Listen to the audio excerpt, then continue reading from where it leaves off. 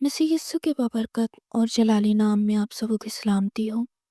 मैं एक बार फिर अपने चैनल फैसल रहमत में आप सबको खुशामदीद करता हूँ।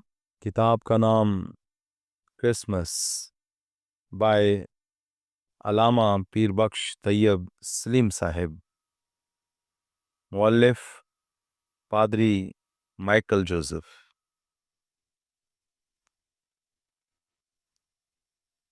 विलादत मसीह और क्रिसमस की फजीलत। मसीह की सालगिरह मनाने की क्या वजह हो सकती है? मैं सोच रहा था कि वो शख्स कैसा होगा जिसे 2000 बरस होने को आए लेकिन लोग उसे अभी तक नहीं भूले। उसके पास कौन सी ताकत थी जिसकी वजह से लोग अब तक उन्हें याद रखे हुए हैं? क्या वो कोई जर्नेल थे?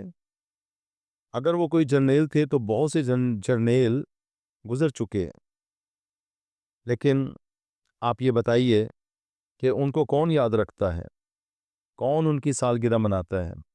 सिकंदर आजम की क्या सालगिरह मनाई जाती है? कभी आपने सुना कि आज ईद विलादत चंगेज़ खान है? ताकत के बलबूते पर जिन लोगों ने हुकूमतें बनाई, लोगों को फतह किया, इलाके फतह किए, लेकिन किसी का दिल फतह नहीं कर पाए, इसलिए लोग उन्हें भूल गए। तारीख के सफ़हात पर उनके नाम रह गए। अगर मसीह भी उनमें से एक होते कि जिनके पास ताकत होती और वो उसका इस्तेमाल उसी तरीके से करते जिस तरह और लोगों ने किया, तो लाजमी बात है लोग उसे अब तक भूल चुके होते। पुराने ज़माने को भी आप छोड़ दें। आप देखें कितने लोग आज हिटलर की सालगिरह मनाते हैं और यहाँ वो लोग मना रहे हैं। मैं देख रहा था चाइना जैसे मुल्क के लोग जहाँ खुदा का तस्वुर भी नहीं है, या जापान में जहाँ पर बुद्धिज़्म का जोर है, सिंगापुर में वहाँ पर भी क्रिसमस मनाया जाता है। तो उनके पास कौन सी ऐसी ताकत थी? क्या वो बहुत बड़े सियासतदान थे? अगर सियासतदान थे तो क्या आप चर्चिल का यौम विलादत मनाते हैं? सियासतदान होने से तो इनकार नहीं है। अंग्रेज़ों ने हम पर 100 साल हुकूमत की थी, लेकिन इसके बावजूद हम चर्चिल का यौम विलादत नहीं मनाते। तो उस शख्स के पास ऐसी कौन सी ताकत थी कि उसने कभी कोई हुकूमत नहीं की, एक इलाके का भी बादशाह नहीं रहा, गवर्नर नहीं रहा, कुछ भी नहीं रहा, लेकिन उसके बावजूद लोग उसको भूल नहीं पाए? या ये हो सकता है कि उन्होंने कोई बहुत बड़ा फलसफा पेश किया हो? ये मुमकिन है। लेकिन क्या अरस्तू की याद मनाई जाती है? अफलातून का यौम विलादत मनाया जाता है? सुकरात का जन्मदिन मनाया जाता है? चंद एक लोग हैं जो पढ़ लेते हैं, वाकई उनका बहुत बड़ा कंट्रीब्यूशन है, लेकिन आम आदमी के पास वो बात नहीं पहुंच पाई। उन्होंने आम आदमी को मुतासिर नहीं किया। पढ़े लिखे लोगों को, ऊंचे तबके को मुतासिर किया। वो उनकी तारीफ भी करते हैं। आम आदमी के सामने आप सुकरात का नाम लीजिए, वो कहेगा वो क्या होता है? अगर वो फलसफी नहीं हो सकता, सरमायादार होगा। लिहाजा पैसे के बलबूते पर उन्होंने बहुत सारे अपने बना लिए जो उनकी याद ताज़ा रखते हैं। लेकिन जहाँ तक पैसे का ताल्लुक है, आप ये बताइए, हमारे यहाँ हेनरी फोर्ड का यौम विलादत मनाया जाता है? कोई रिचर्ड का यौम विलादत मनाया जाता है? और फिर जब आप हकीकत हाल को देखते हैं तो मालूम होता है कि उनका जो गुजारा होता था, शुरू शुरू में उन्होंने बढ़ई की दुकान खोल रखी थी, उस पर काम करते थे। इसके बाद वो भी रोज़गार का ज़रिया जाता रहा। उनका अपना एतराफ़ ये था कि जनाब, मेरे तो सर छुपाने के लिए भी مجھے جگہ نہیں ملتی، تو ایسا شخص کس طرح سے دنیا کو متاثر کر سکتا ہے؟ یہ وہ سوال ہے جو میرے ذہن میں گھوم رہا ہے کہ ان کے پاس ایسی کون سی طاقت تھی کہ لوگ آج تک ان کو نہیں بھولے اور ان کو ہمیشہ یاد رکھتے ہیں۔ کوئی نہ کوئی تو ایسی بات ہوگی، طاقت ان کے پاس تھی کہ نہیں؟ کوئی سیاسی نظریات پیش نہیں کیے، اگر سیاست کے بارے میں ان کا کوئی بیان ہے تو صرف اتنا سا ہے، جو کیسر کا ہے کیسر کو دے دو، اور جو خدا کا ہے خدا کو دے دو۔ سوشل اسٹڈیز میں کوئی کنٹریبیوشن دکھائی نہیں دیتا، فلسفہ میں کوئی کنٹریبیوشن دکھائی نہیں دیتا۔ جہاں تک مذہب کا تعلق ہے، اس میں بھی کسی نئے مذہب کی بنیاد نہیں رکھی، بلکہ کہا پہلے جو باتیں کہی گئی تھیں میں وہی دہرا رہا ہوں، نئی تفسیر پیش نہیں کر رہا ہوں، صورتحال کے مطابق میں پرانی شریعت کو منسوخ کرنے نہیں آیا۔ اس غلط فہمی میں مبتلا مت رہنا۔ تو جب کسی چیز کی بنیاد نہیں ڈالی تو آخر کون سی وجہ ہے کہ لوگ انہیں بھول نہیں پائے؟ تاریخ مذاہب کا مشترکہ عمل، جانوروں یا انسانوں کی قربانی۔ تو میں آپ سے گزارش کروں گا کہ آپ مسیح کی پیدائش سے پہلے کے ہزاروں برس کی تاریخ کو ذہن میں رکھیں، کیونکہ کبھی نبی کی حیثیت سے، کہیں پر خدا کی حیثیت سے، خدا کے بیٹے کی حیثیت سے، یعنی مذہب کے حوالے سے جانے جاتے ہیں۔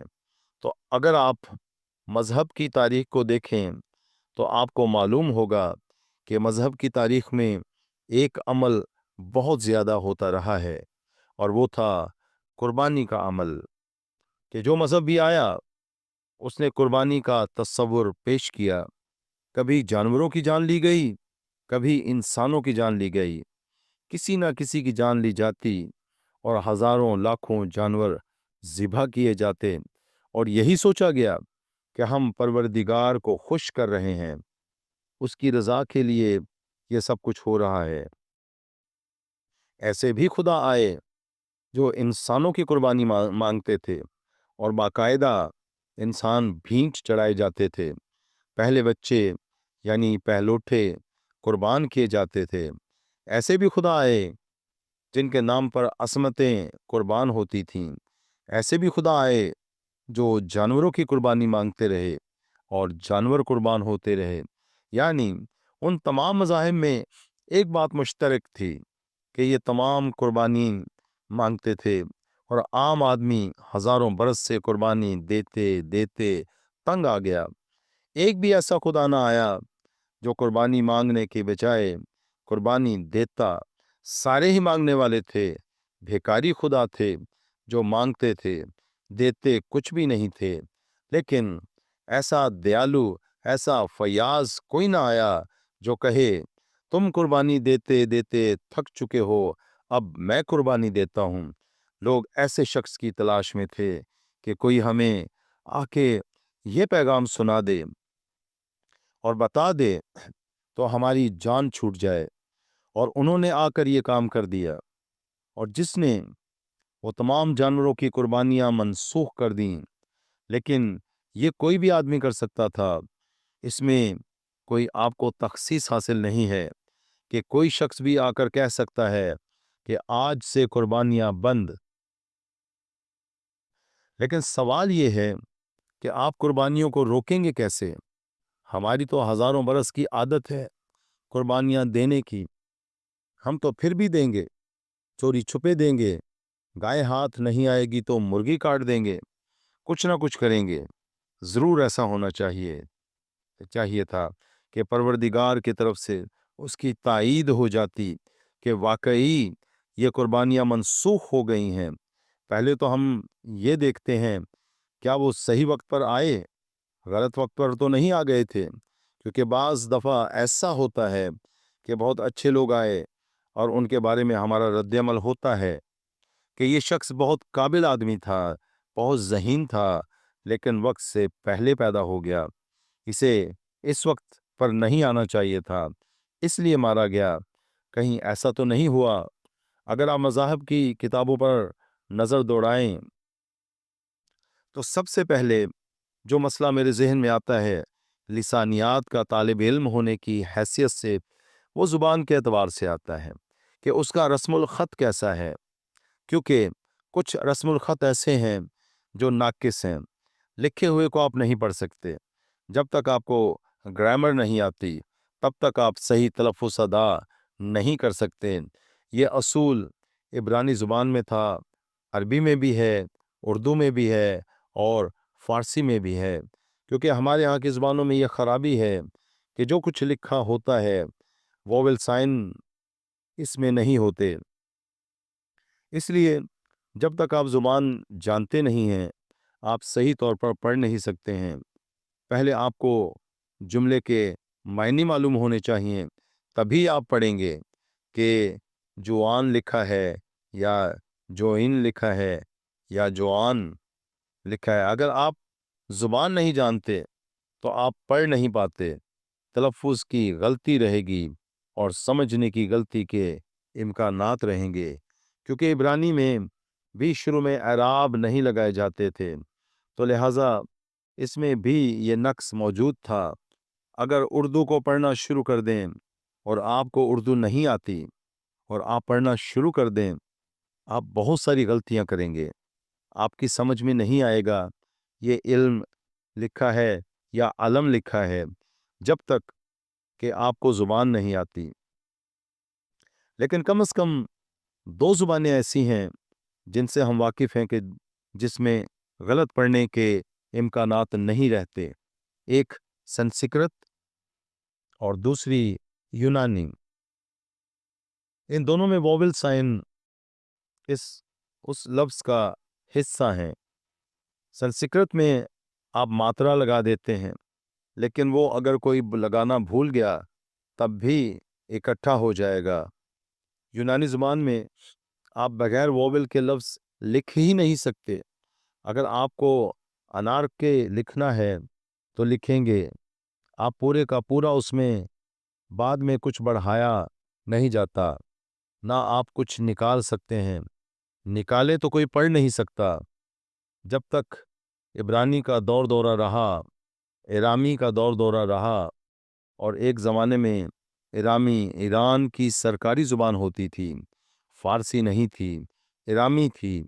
ہمارے اس علاقے میں ایرامی بولی جاتی تھی اور سرکاری زبان تھی شروع کے زمانے میں، جبکہ یہاں پر ایران کا دور دورہ تھا، پرشین امپائر ہوا کرتی تھی، تو اس ایرامی میں بھی وہی نقص تھا۔ فارسی آئی تو اس میں بھی وہی نقص تھا۔ دنیا میں زبانیں پھیلتی چلی گئیں اور کچھ زبانوں نے زیادہ ترقی کی، کچھ نے کم۔ عبرانی کے ساتھ ایسا ہوا کہ ایک دور آیا کہ لوگوں نے بولنا بند کر دی، پھر یہ ہوا کہ تراجم کی ضرورت پیش آئی، اور جہاں پہ بھی یہ لوگ گئے اپنی طرف سے پوری کوشش کی کہ وہ زبان مسلط کریں۔ حسن اتفاق یہ ہوا کہ زبان مسلط ہو نہیں پائی۔ اتنی بڑی رومن امپائر تھی، لیکن وہ کسی جگہ لاطینی زبردستی نہیں مسلط کر سکے۔ لاطینی صرف چرچ کی زبان رہی، اور وہ بھی پادری صاحبان زبردستی پڑھا کرتے تھے، اور کسی کے پلے کچھ نہیں پڑتا تھا کہ کیا پڑھ رہے ہیں، اور آگے سے آمین کر دیا کرتے تھے کہ صحیح ہوگا، اور اس کے علاوہ اور کچھ بھی نہیں تھا۔